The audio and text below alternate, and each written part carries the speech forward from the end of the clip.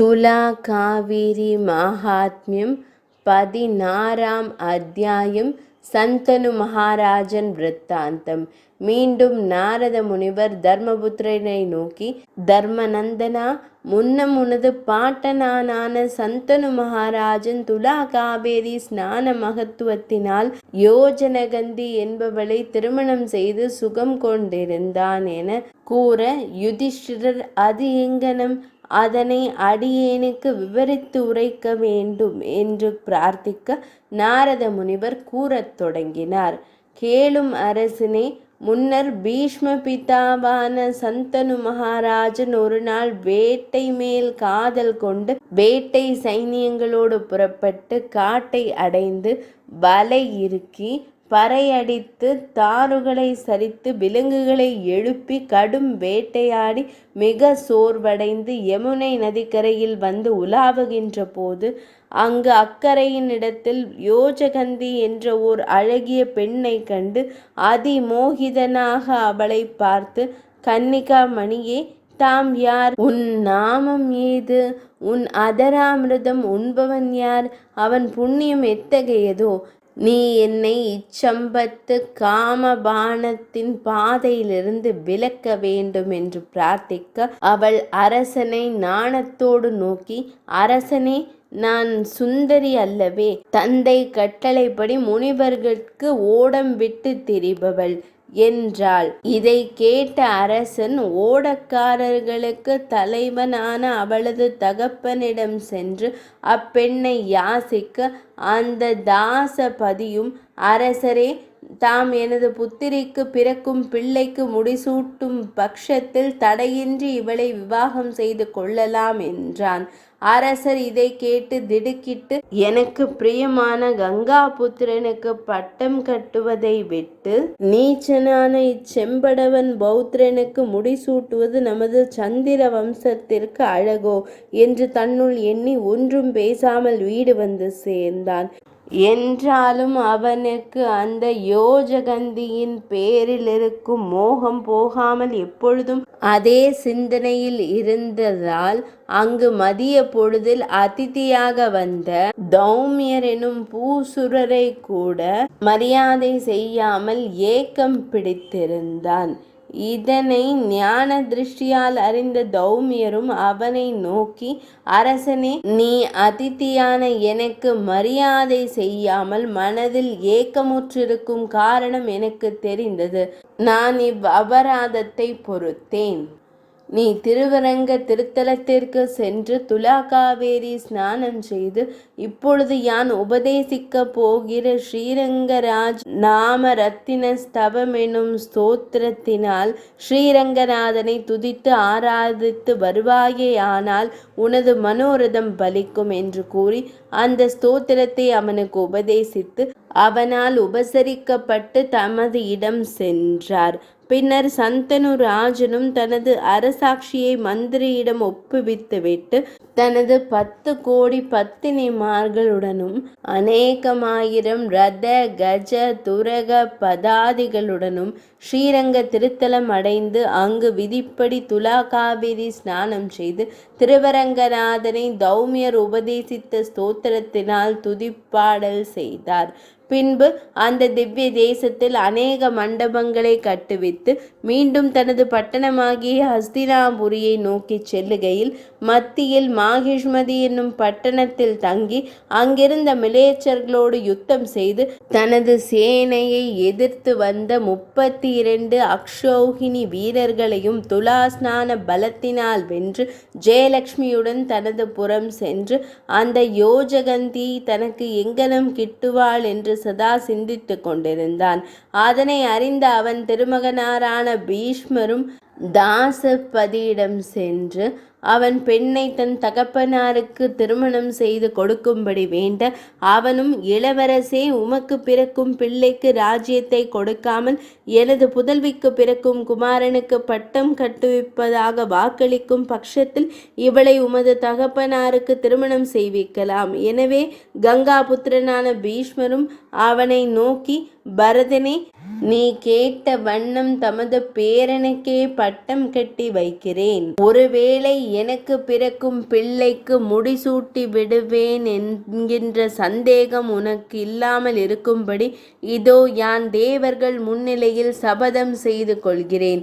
அதாவது எனது ஜீவகால பரியந்தம் யான் திருமணமே செய்து கொள்ளுகிறது இல்லை, நித்திய பிரம்மச்சாரியாய் இருக்க கடவேன் என்றார். இதனை கேட்ட தேவர்கள் அவருக்கு பிதாவிடம் இருக்கும் பக்தியை மெச்சி அன்று முதல் அவனுக்கு பீஷ்மர் என்று பெயரிட்டார்கள்.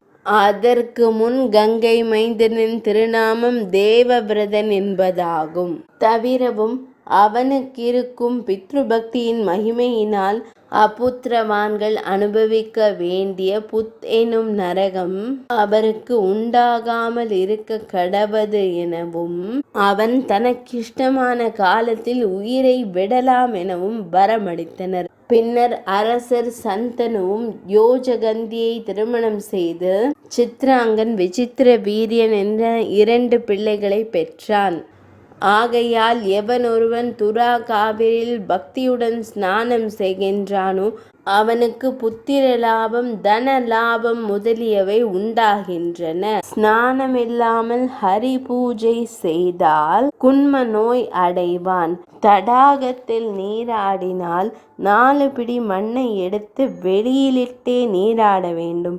விஷ்ணு பூஜை செய்ய அசக்தன் துளசி தளம் ஒன்றையேனும் சிரசில் தரிக்க வேண்டும். ஆஷாட சுத்த துவாதசி, ஸ்ராவண சுத்த துவாதசி திதிகளில் பாலால் ஸ்ரீஹரிக்கு அபிஷேகம் செய்பவன் சுத்த தரித்திரனாயினும் தனவானாவான். அமாவாசை பூஜை கயாசார்த்த பலனை தரும். பூஜைக்கு மலர்களில் பழமைப்பட்டவை உதவாது. துளசி தளம் மாத்திரம் பழமையானாலும் உபயோகப்படுத்திக் கொள்ளலாம். கிருகஸ்டன் செய்யும் கண்டினி அறுத்தல், போஷினி அரைத்தல், சல்லி வறுத்தல், உதகும்பி வேக வைத்தல், உபஸ்காரம் பெருக்கல் இத்தொழில்களே அவனுக்கு பஞ்சஹத்தி எனப்படும். இவை ஒழியவே அவன் பஞ்ச யஜ்ஞங்களை செய்ய வேண்டும். புராண படனங்கள் பண்ண வேண்டும். இதிகாசமான இராமாயண பாராயணம் ஒவ்வொருவனுக்கு அவசியமானதாகும். அதில் ஒரு ஸ்லோகத்தை சிரவணம் செய்தாலும் மகா பலனை தரும். அதன் விருத்தாந்தத்தை சற்று கூறுகிறேன். இராமாயண பாராயண மகிமை. அக்ரபூமி என்னும் கிராமத்தில் சிவமூர்த்தி என்ற ஒரு பிராமணன் இருந்தார். அவர் எவ்விதத்திலும் இழிந்தவர் அல்லர். சகல சாஸ்திர புராணங்கள் இதிகாச வல்லவர்.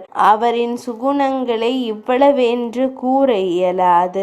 அத்தகையாரை அக்கிராம பிராமணர்கள் ஸ்ரீமத் ராமாயண காலக்ஷேபம் செய்யும்படி மன்றாடி வேண்டிக் கொண்டு திரவிய பூஷணங்களை தந்து உபசரித்தார்கள். அவரும் அங்கனமே காலக்ஷேபம் செய்து வந்தார்.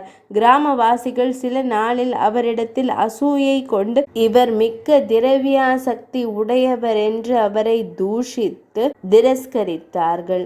சிவமூர்த்தியும் அவர்களிடத்தில் கோபம் கொண்டு கிராமத்தை விட்டு குடும்பத்துடன் அப்புறம் போயினர். கிராமவாசிகளோ இராமாயண கதா பிரசங்கியரை அவமதித்த மகத்தான தோஷத்தினால் வறியோர்களாய், நாளுக்கு நாள் வியாதியஸ்தராய், ஜீரண தசை அடைந்து இறந்து வேதாத்திர கிரியத்தில் பிராமணர்களாய் ஜனித்து பகாசுரனுக்கு இரையானார்கள். இராமாயண சிரவணம் செய்த புண்ணியத்தால் பின்னும் சூரிய வம்சத்தில் சகரர்களாக பிறந்து கங்கையால் சுத்தமடைந்து பரமபதம் அடைந்தார்கள். சிவமூர்த்தியோ அக்கிராமத்திற்கு அருகில் வெகுநேரம் காத்திருந்தும் கிராமத்தாரால் அழைக்கப்படாமல் பசி நோயால் வருந்தி சில நாள் தரித்திரமடைந்து பின்பு இறந்து பகாசுரனானார். அந்த பிராமணனிடத்தில் அத்தகைய பாவம் யாது வந்ததெனில், அக்கிராம விப்பிரர்கள் தன்னை அவமதித்ததற்கு ராஜனிடம் முறையிட அவன் அவர்களை தண்டித்தான். அந்த பிராமண ஹிம்சையால் இந்த தைத்திய ஜென்மமடைய வந்தது. அத்தைத்தியன் பின்பு பீமனால் அதமடைந்து இராமாயண காலக்ஷேபம் செய்த விசேஷத்தால் பரீட்சித்தாய் இனி பிறப்பான். இராமாயண காலக்ஷேபத்தின் பயனும் அதை சிரவணம் செய்யும் பயனும் இப்படி இருக்கின்றது. ஸ்ரீஹரியினது பக்தி மிகுந்தவனாய் கைங்கரியத்தில் ஈடுபடுபவன் நரகமடையவே மாட்டான், வைகுந்த பதவியை பெறுவான் என்று இங்கனம் நாரத மாமுனிவர் தர்மபுத்திரருக்கு துலா காவிரி ஸ்நான மகிமையையும் ஸ்நானம் செய்யும் முறைகளையும் புராண சிரவணம் செய்யும் விதத்தையும் இன்னும் பல தர்மோபதேசங்களையும் அருளிச் செய்தார். இவ்வாறு நாரத மாமுனிவர் உபதேசித்த தர்மங்களை கேட்ட தர்மபுத்திரரும் கண்களில் ஆனந்த பாஷ்பம் ஆராய் பெருக அவரை ஸ்வர்ண புஷ்பங்களால் அர்ச்சித்து 4 முறை வலம் வந்து அநேக நமஸ்காரங்களை பிரியத்துடன் செய்து அவருடைய பிரிவினை ஆற்றக்கூடாதவனாய் அருகில் பய பக்தி விசுவாசத்துடன் நின்றான். நாரத முனிவரும் அந்த யுதிஷ்டிரனுக்கு ஆறுதல் கூறி அவரை ஆசீர்வதித்து செல்ல எத்தனிக்கையில் திரௌபதியும் மற்ற 4 சகோதரர்களும் தனித்தனியே அவரை உற்று நமஸ்கரித்து அவரிடத்தில் தர்மோபதேசம் கேட்க விரும்பினர். ஆக்னேய புராணத்தின் துலா காவேரி மகத்துவத்தின் 16ஆம் அத்தியாயம் நிறைவடைந்தது.